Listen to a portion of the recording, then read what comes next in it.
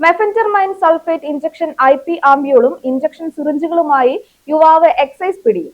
പാലാ ഇടമറ്റം ഭാഗത്ത് വെച്ച് എക്സൈസ് നടത്തിയ പരിശോധനയിൽ മെഫെന്റർമൈൻ സൾഫേറ്റ് ഇഞ്ചക്ഷൻ IP30 വയലുകളും ഇഞ്ചക്ഷൻ സിറിഞ്ചുകളുമായി യുവാവ് എക്സൈസിന്റെ പിടിയിലായത്. പാലാ മല്ലിശ്ശേരിക്കരയിൽ പനച്ചിക്കൽ വീട്ടിൽ നിതിൻ സെബാസ്റ്റ്യനെയാണ് ഓണം സ്പെഷ്യൽ ഡ്രൈവിനോടനുബന്ധിച്ച് എക്സൈസിന്റെ ഓപ്പറേഷൻ തണ്ടറിന്റെ ഭാഗമായുള്ള പരിശോധനയിൽ പിടിയിലായത്. പിടിച്ചെടുത്ത ആംബ്യൂൾ വയലുകൾ സംബന്ധിച്ച് ഡ്രഗ്സ് കൺട്രോൾ വിഭാഗവുമായി ചേർന്ന് കൂടുതൽ നിയമ നടപടികൾ സ്വീകരിക്കുമെന്ന് എക്സൈസ് അറിയിച്ചു.